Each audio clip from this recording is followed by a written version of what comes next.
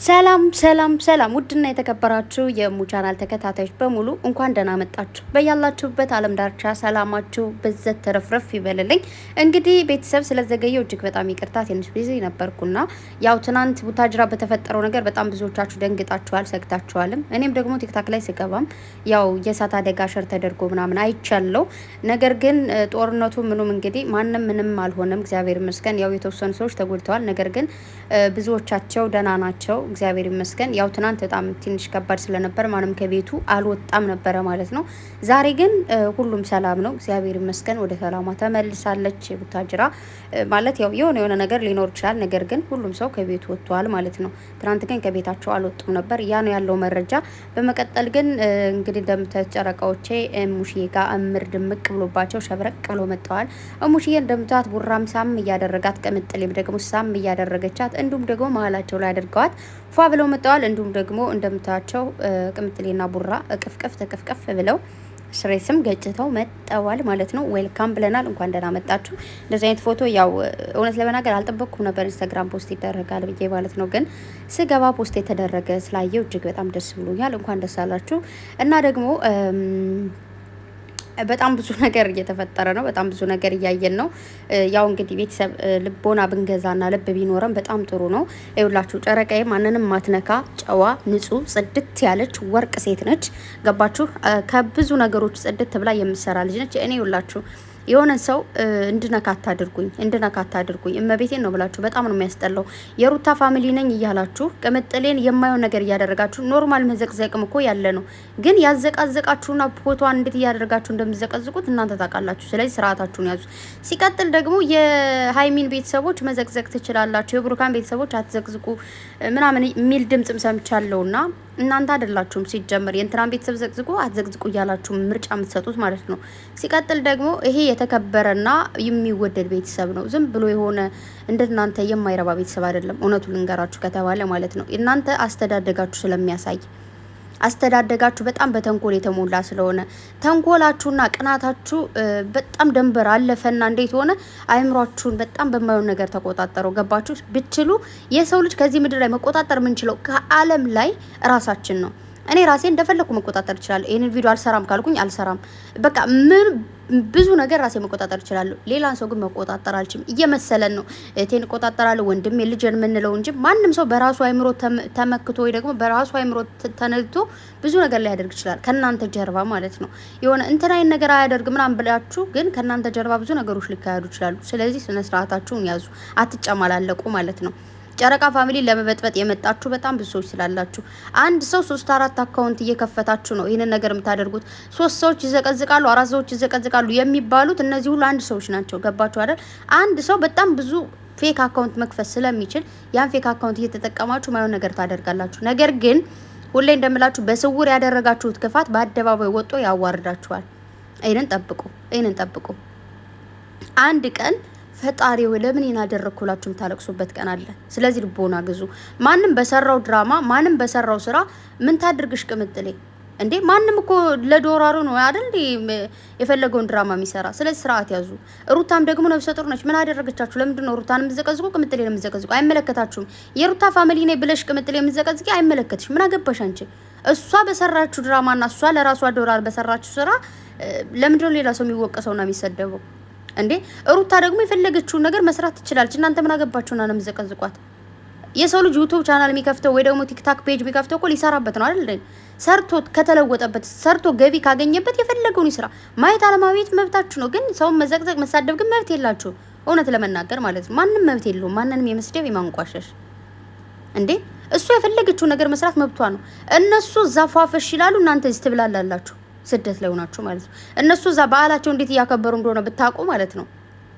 ለራሳችሁ ታዝኑ ነበር፣ ለራሳችሁ ታለቅሱ ነበር። የራስሽን ፎቶ ትዘቀዘቂ ነበር፣ የራስሽን ፎቶ ላጭተሽ ትዘቀዘቂ ነበር። ምክንያቱም ሊቆጭሽ ስለሚችል ማለት ነው። እነሱ እንዴት በዓሉን እዛ እያሳለፉ እንዳለ ስላላየሽ ማለት ነው። እኔ ግን መቼ ነው የምትበስሉት ግን? እንደዚህ ጥግ ድረስ መጃጃል ምን ይሉታል እንዴ? ተጃጃላችሁ። አንዴ ብሩኬን ትዘቀዝቃላችሁ፣ አንዴ ቅምጥሌን ትላላችሁ፣ አንዴ ሩታን ትላላችሁ። ሁለት ራሷን ሆና መዘቅዘቅ ምን ይሉታል? የእንትና ቤተሰብ እንደዚህ ስላለኝ ነው። የእንትና ቤተሰብ መጀመሪያ ራሽን አውጪ። ገባችሁ? ራሽን አውጪ እንዴ! ስርዓት ያዙ። ስርዓት ያዙ። በአንድ ሰው መበጥበጥ የለብንም።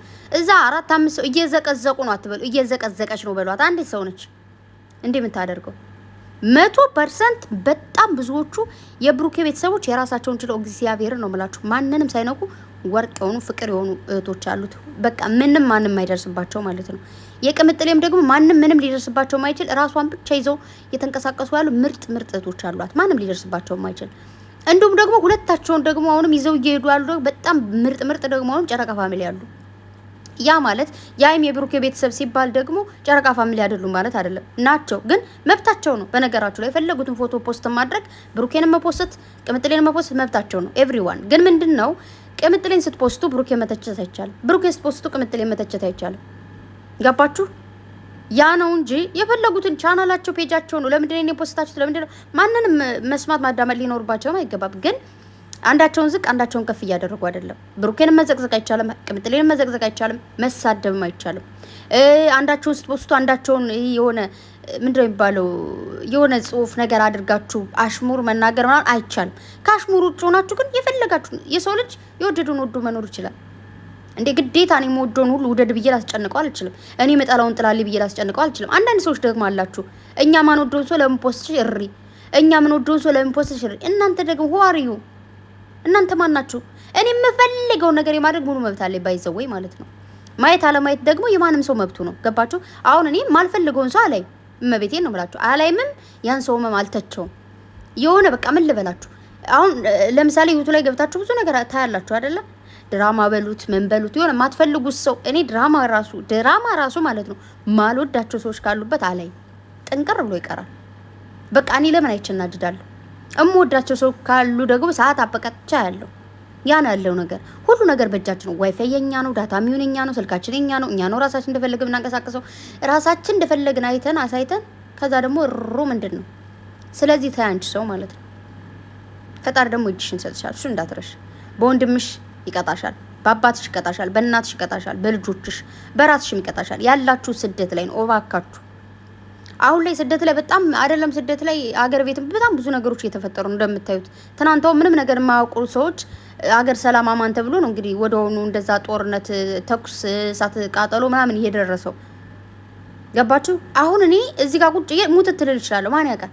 እመቤቴ ነው ብላችሁ እኛ ቀንን ብናቅ። እኔ ግን የገረመኝ ነገር አንድ ነገር አለ ወይ ደግሞ ማስበው አንዳንዴ ማለት ነው እኛ ሀበሻዎች ወይ ደግሞ ሰዎች ማለት ነው መሞቻችን ቀን ብናቅ በጣም ሰው እንገል ነበር ብዬ አሰብኩኝ። ማለት አሁን ዛሬ ማታ መሞት እንደሆነ ካውኩ ዛሬ ብዙ ሰዎች እንገል ነበር። ግን ፈጣሪ ደግሞ ይሄን አውቆ ያው ሰዎች መቼ እንደምንሞት አላሳውቀንም። ግን ይሄ ደግሞ ሊያስፈራን ይገባል።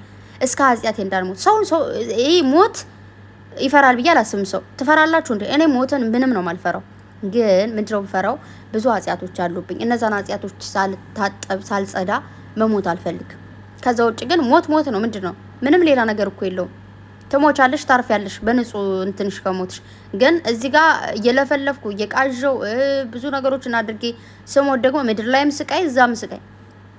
ገባችሁ? በማንኛውም እምነት ሰውን ስደቡ፣ ሰውን አንቋሽሹ ወይ ደግሞ ለሰው መጥፎ አስቡ የሚል እምነት አለ እንደ ቤተሰብ እምነት አለ እንደዛ። ማንኛውም ሰው አክብሩ፣ ውደዱ ነው እንጂ የሚባለው ሰውን የማይሆን ነገር አድርጉ አይልም። ስለዚህ ባካችሁ ልብ ግዙ። ስለ ራሳችሁ ወቁ እንጂ ሌላ ሰው እንትና እንደዚህ ስላለ ነው የእንትና ፋሚሊ እንደዚህ ስላለ ነው የእንትና እንደዛ የሚባል ነገር የለም። አርፋችሁ ተቀመጡ። ተው እንዴ!